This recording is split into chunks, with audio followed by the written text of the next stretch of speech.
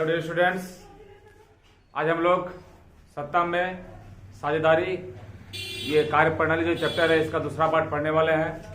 पहला पार्ट में हमने आपको सत्ता में साझेदारी को फिर से एक बार समझाया था और साथ ही साथ संघवाद के बारे में बहुत सारी बातें बताया था।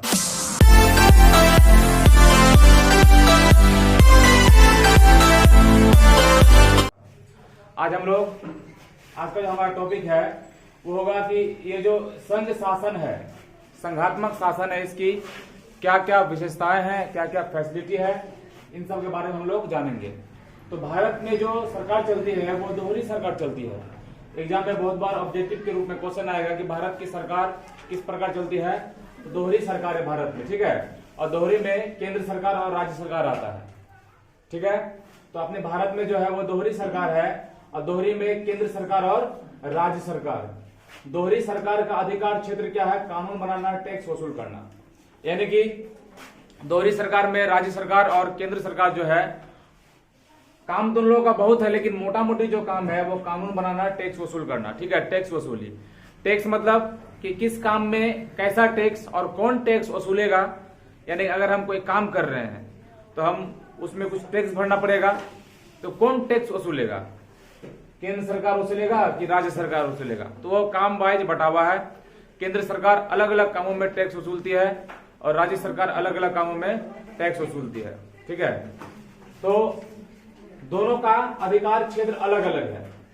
कानून बनाना, केंद्र सरकार जो कानून बनाएगा उसका क्षेत्र अलग है और राज्य सरकार जो कानून बनाएगा उसका क्षेत्र अलग है, और दोनों अलग अलग तरह से टैक्स वसूलता है, ठीक है। उसके बाद संविधान द्वारा सत्ता विभाजन, यानी कि ये जो संघात्मक शासन व्यवस्था है, मैंने पहले ही बताया था कि संविधान में सत्ता को विभाजन मतलब सत्ता को बांट के रखा है। यानी कि हर एक पद का अलग अलग राजा, अलग अलग सरकार, जैसे लोकल से लेकर के राज्य सरकार तक, केंद्र सरकार तक, मतलब सत्ता बटा हुआ है। पीएम के रूप में, सीएम के रूप में, एमपी, एमएलए, जिला परिषद, मुखिया, सरपंच, मतलब इन सब के जरिए, इन सब के रूप में सत्ता का विभाजन संविधान में किया हुआ है। तो ये एक बहुत ही अच्छा विशेषता है संघात्मक शासन व्यवस्था का, ठीक है। उसके बाद स्वतंत्र एवं निष्पक्ष न्यायपालिका, यानी कि न्यायपालिका मतलब कोर्ट जो है वो सभी के लिए है, सभी के लिए कोर्ट है। मान ले कि अगर कोई सत्ता के सबसे निचले तबके में है तो उसके लिए भी कोर्ट का व्यवस्था है। अगर कोई सत्ता के मझले तबके में है तो उसके लिए भी कोर्ट का व्यवस्था है। या फिर सबसे हाईएस्ट पोजीशन पर है तो उसके लिए भी कोर्ट का मतलब न्यायाधीश का व्यवस्था है। अगर कुछ गलती हो जाए तो उसको सुधार करने के लिए कोर्ट है, यानी कि न्यायपालिका है। और न्यायपालिका को संचालित करने वाले लोग को न्यायाधीश कहा जाता है, ठीक है, यानी कि जज कहा जाता है। वो हम लोग आगे देखेंगे। उसके बाद भारतीय संविधान की मतलब हमारा जो जैसे अभी हम लोग पढ़ेंगे जो संघ शासन है, संघात्मक शासन है, उसकी क्या विशेषता है। अब हमारे जो भारत में संघात्मक शासन चल रहा है इसकी क्या विशेषता है। अभी हम लोग ये जो पढ़े ये पूरी तरह से विशेषता पढ़े, मतलब संघात्मक शासन का विशेषता पढ़े, लेकिन हमारे भारत देश में हमारे भारतीय संविधान में कुछ खास संघात्मक शासन की विशेषता है, वो हम लोग मोटा मोटी तौर पर देखेंगे। अगर पूरा उसको देखेंगे तो बहुत समय लग जाएगा, इसलिए थोड़ा थोड़ा करके हम लोग समझेंगे, ठीक है। देखिए, केंद्र और राज्य के बीच शक्तियों के बंटवारे के लिए 3 सूची बनी है। यानी कि केंद्र सरकार का भी काम अलग है, राज्य सरकार का भी काम अलग है। तो तीनों का जो काम है, तीनों का काम, किसका काम क्या है, इसके लिए 3 तरह का सूची बनाया गया है, ठीक है। जो सबसे पहला सूची है वह है संघ सूची। संघ सूची को हम लोग केंद्र सूची भी कहते हैं, ठीक है। एग्जाम में ऑब्जेक्टिव के रूप में क्वेश्चन आता है कि संघ सूची का दूसरा नाम क्या है? केंद्र सूची। यानी कि इस सूची में जो भी सारा मतलब जिस भी टॉपिक पर बहस होगा वो सारा केंद्र सरकार देखेगा, उसका फैसला केंद्र सरकार करेगा। और इसमें टोटल 97 विषय है, यानी कि संघ सूची में कुल 97 विषय है और इस सूची का जो मालिक है वो केंद्र सरकार है।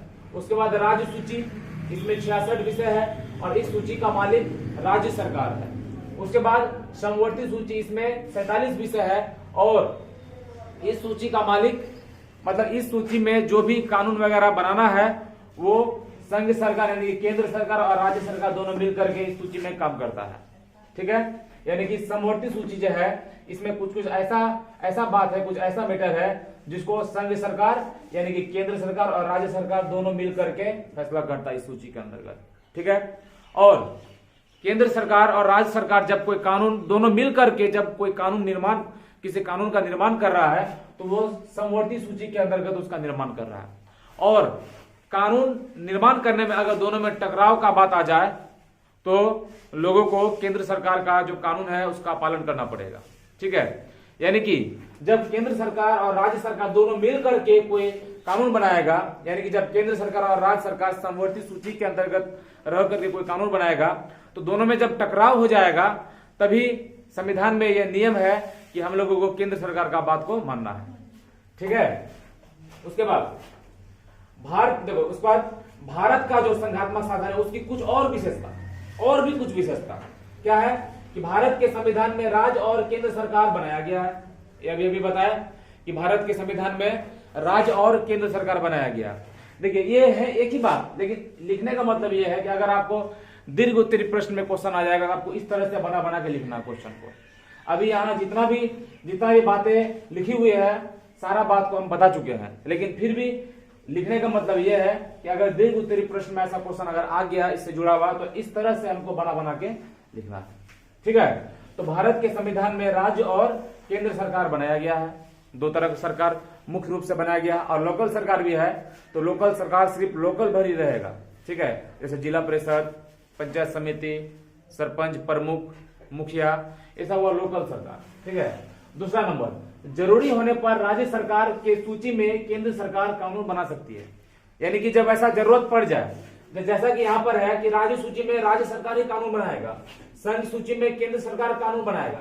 लेकिन अगर राज्य सूची में ऐसा कुछ जरूरत पड़ गया, अगर राज्य सूची में इसको अगर केंद्र सूची का यानी कि केंद्र सरकार का राज्य सरकार को अगर केंद्र सरकार का कोई जरूरत पड़ गया तो केंद्र सरकार इसका हेल्प कर सकता है। ये बात मैंने पिछले वीडियो में भी बताया था। यानी कि अगर किसी राज्य में एक सीएम को कोई प्रॉब्लम हो रहा है तो वो पीएम तक जा सकता है। यानी कि पीएम जो है जरूरी पड़ने पर सीएम का हेल्प कर सकता है। यानी कि यहाँ पर लिखा हुआ है कि जरूरी होने पर राज्य सरकार के सूची में केंद्र सरकार कानून बना सकती है। ठीक है, उसके बाद समवर्ती सूची के विषय में केंद्र सरकार राज्य सरकार दोनों मिलकर कानून बना सकते हैं। ये जो समवर्ती सूची है इसमें क्या होता है कि राज्य सरकार और केंद्र सरकार दोनों मिलकर किसी भी कानून का निर्माण करते हैं। ठीक है, उसके बाद दोनों के कानून बनाने में जब टकराव होगी तब केंद्र सरकार के कानून की वैल्यू होगी। यानी कि जब दोनों सरकार राज्य सरकार और केंद्र सरकार समवर्ती सूची के अंतर्गत रहकर कानून बनाएंगे और दोनों में अगर मतभेद हो गया, टकराव हो गया तो हम लोगों को केंद्र सरकार के कानून को पालन करना है। ठीक है, उसके बाद भारत में एक हरी नागरिकता है। एक हरी नागरिकता मतलब हम सिर्फ भारतीय हैं। ठीक है, जैसे मान लिए कि अगर हम अमेरिका चल जाएंगे, अब अगर हम अमेरिका में कुछ दिन रह जाएंगे तो हम अमेरिका वहां का भी नागरिक हुए और यहाँ का भी नागरिक हुए। लेकिन भारत में ऐसा नहीं है। अगर हम भारत में रहेंगे तो हमको भारत का पहचान पत्र बनाना पड़ेगा, तभी हम भारत का नागरिक कहलाएंगे। तो भारत में एक हरी नागरिकता है। एग्जाम में क्वेश्चन आएगा कि भारत में किस प्रकार की नागरिकता चलती है, तो भारत में एक हरी नागरिकता, ओनली इंडियन सिटीजनशिप चलता है यहाँ पर। अगर यहाँ पर रहना है तो यहाँ का पहचान पत्र बनाना पड़ेगा, यहाँ का आधार कार्ड बनाना पड़ेगा। लेकिन और विदेशी देश में क्या है कि वहां पर ऐसा कोई बात नहीं है। अगर हमको हमको अगर अमेरिका में जाना है तो अमेरिका में अगर मेरा कोई संबंध बन गया किसी से, अगर हम रहने लगे तो ऑटोमेटिक वहां के संविधान के अनुसार हम अमेरिका वहां का भी जनता है और इंडिया का भी जनता, हम इंडो अमेरिकन बन जाएंगे, यानी कि आधा इंडिया का आधा अमेरिका। लेकिन भारत में ऐसा कोई बात नहीं है। अगर हमको भारत में रहना है तो हमें पहचान पत्र बनाना पड़ेगा, आधार कार्ड बनाना पड़ेगा। ठीक है, तो भारत में एक हरी शासन व्यवस्था मतलब एक हरी नागरिकता है, ओनली भारत का नागरिकता। ठीक है, उसके बाद सभी राज्यों के लिए एक ही संविधान है। यानी कि भारत में क्या हुआ कि केंद्र सरकार और राज्य सरकार है। अब राज्य है, राज्य सरकार एक राज्य का मालिक। तो ऐसा नहीं है कि उस राज्य के लिए राज्य सरकार अलग से कानून बनाएगा। संविधान में जो कानून है उसी कानून को पालन करवाना पड़ेगा राज्य सरकार को राज्य में। तो सभी राज्यों के लिए कानून बराबर है, एक ही कानून सभी राज्यों के लिए लागू है। उसके बाद राज्यपाल की नियुक्ति राष्ट्रपति करता है। मतलब यहाँ एक ऐसा मतलब यह है कि इसमें सिर्फ राज्यपाल की नियुक्ति राष्ट्रपति करेगा। जैसे प्रथम जो सीएम है, चीफ मिनिस्टर है या प्राइम मिनिस्टर है, उसका जो नियुक्ति है कहने की जनता का ही हाथ है, लेकिन राज्यपाल में ऐसा कोई बात नहीं है। राज्यपाल की नियुक्ति राष्ट्रपति करता है। एग्जाम में क्वेश्चन आएगा कि राज्यपाल की नियुक्ति कौन करता है, तो राष्ट्रपति नियुक्ति करता है। ठीक है, अब हम लोग जानेंगे कि राज्य सरकार और केंद्र सरकार के लिए जो 3 तरह का सूची बना हुआ है, उसमें संघ सूची के अंतर्गत क्या क्या काम आएगा, राज्य सूची के अंतर्गत क्या क्या काम आएगा और समवर्ती सूची के अंतर्गत क्या क्या काम आएगा। देखिए, संघ सूची, राज्य सूची और समवर्ती सूची में किस तरह का काम आएगा, उन सब चीजों के बारे में हम लोग अभी पढ़ेंगे। तो टॉपिक है भारत के संघ शासन की कुछ शर्तों की विशेषता। यानी कि भारत में जो संघ शासन है ना, बहुत सारा शर्त है, उसकी विशेषता। उन्हीं शर्तों में संघ सूची, राज्य सूची, समवर्ती सूची भी आता है। ठीक है, तो सबसे पहले एक बार फिर से मैं रिवीजन कर दूं कि संघ व्यवस्था की सबसे पहली शर्त के रूप में भारतीय संविधान में 2 तरह की सरकारों की व्यवस्था है। अभी हमने बताया कि जो पहला है वो है केंद्र सरकार और दूसरा है राज्य सरकार। ठीक है, तो एक पूरे राष्ट्र के लिए जिसे संघ सरकार या केंद्र सरकार कहते हैं, दूसरे राज्य के लिए जिसे राज्य सरकार कहते हैं। यानी कि भारत का संविधान, उसका सबसे पहला शर्त है कि भारत के संविधान को पालन कराने में 2 तरह का सरकार का गठन किया गया है, केंद्र सरकार और राज्य सरकार। केंद्र सरकार जो पूरा राष्ट्र को देखता है और राज्य सरकार जो सिर्फ राज्य को देखता है। आ रहा बात समझ में? उसके बाद संविधान में केंद्र और राज्य सरकार के कार्यों को बांटने के लिए 3 तरह की सूची बनाई गई है, पहले भी बताए थे। ठीक है, जो सबसे पहला सूची है संघ सूची। इस सूची पर कुल 97 विषयों को रखा गया है। यानी कि संघ सूची में टोटल 97 सब्जेक्ट्स है, यानी कि 97 तरह के बातों को इसमें रखा गया है। इस सूची पर कानून बनाने का हक सिर्फ केंद्र सरकार को है, यानी कि सिर्फ केंद्र को है, मतलब केंद्र सरकार को है। यानी कि संघ सूची में जो है इसमें कानून कौन बनाएगा, केंद्र सरकार बनाएगा। और इस सूची में प्रतिरक्षा, यानी कि देश का रक्षा कैसे हो, मतलब देश में जो हम लोग रहते हैं, हम लोगों का रक्षा यानी कि मिलिट्री द्वारा बॉर्डर पे होता है, तो बॉर्डर पर मिलिट्री को मैनेज करना, सैनिक को मैनेज करना, ये केंद्र सरकार का काम है।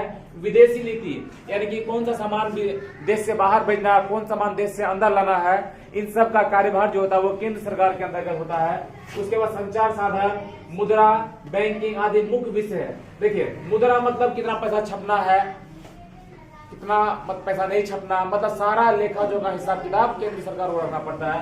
उसके बाद बैंकिंग, यानी कि बैंकिंग वगैरह का बात, कितना खाता खुला, किसका कितना खाता है, खाता में कितना पैसा है, नहीं है, इन सभी का जानकारी जो है वो केंद्र सरकार रखती है। ठीक है, उसके बाद राज्य सरकार, इस सूची में कुल 66 विषयों को रखा गया, पहले भी बताए थे। और इस सूची पर कानून बनाने का हक सिर्फ राज्य सरकार को है। यानी कि राज्य सूची में राज्य सरकार कानून बनाएगा और संघ सूची में केंद्र सरकार कानून बनाएगा या संघ सरकार और केंद्र सरकार एक ही चीज है। ठीक है, उसके बाद इस सूची में जेल, स्वास्थ्य, शिक्षा, पुलिस आदि को राज्य सूची में रखा गया है। यानी कि जेल वगैरह जो होता है, अगर कोई भारत का संविधान को अगर तोड़ेगा तो उसके लिए संविधान में सजा है, कुछ धाराएं हैं, कुछ अनुच्छेद है ना, तो किस धारा के तहत किसको सजा होगा, है ना। तो जेल है, जेल वगैरह का बात कौन करेगा, राज्य सरकार करेगा। स्वास्थ्य, यानी कि कहाँ हॉस्पिटल बना है, कहाँ हॉस्पिटल खुला, हॉस्पिटल का क्या हालात है, इन सभी के बारे में जो राज्य सरकार ध्यान देगी। शिक्षा, देखिए शिक्षा जो है वो केंद्र सरकार भी ध्यान देता है, राज्य सरकार भी ध्यान देता है, तो शिक्षा भी राज्य सरकार के अंदर आएगा।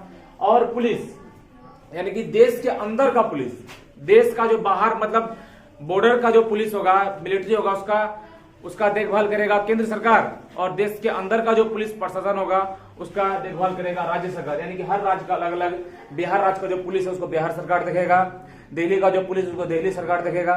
तो पुलिस वगैरह जो व्यवस्था है ये सब राज्य सरकार के अंतर्गत आता है। ठीक है, उसके बाद समवर्ती सूची, इस सूची में कुल 47 विषयों को रखा गया है। समवर्ती सूची में टोटल 47 विषयों को रखा गया है और इस सूची पर कानून बनाने का अधिकार केंद्र और राज्य दोनों सरकार को है।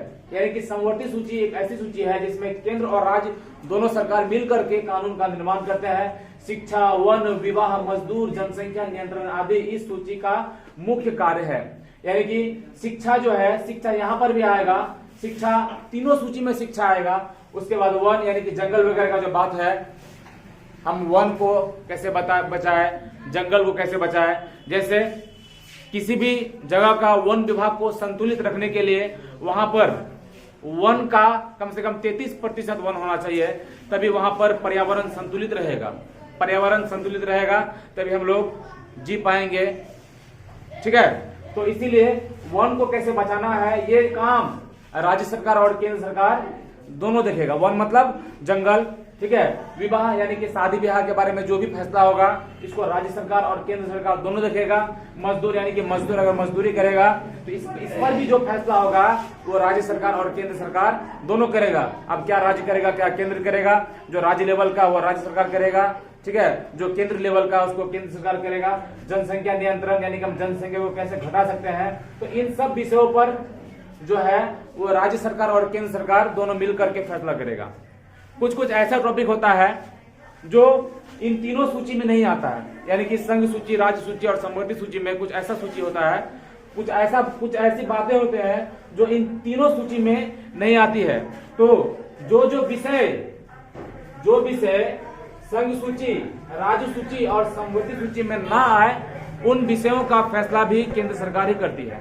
ठीक है, यानी कि संघ शासन व्यवस्था में केंद्र सरकार ज्यादा ताकतवर होता है, इसलिए केंद्र सरकार के पास ज्यादा ताकत रहेगा। यानी कि जो कानून इन तीनों विषयों में नहीं आता है उस कानून को केंद्र सरकार द्वारा लागू किया जाता है। ठीक है, तो आज के लिए बस इतना ही। कल से हम लोग एक नया टॉपिक स्टार्ट करेंगे, भाषा नीति। उसके बाद भाषा नीति जब हो जाएगा तो हम लोग पढ़ेंगे भारत में विकेंद्रीकरण कैसे हो रहा है। उसके बाद हम लोग पढ़ेंगे कि भारत का जो राजनीतिक है उसका सबसे निचले स्तर का जो सरकार है यानी कि पंचायती राज व्यवस्था के बारे में हम लोग कल से पढ़ने वाले। चलिए, थैंक यू सो मच।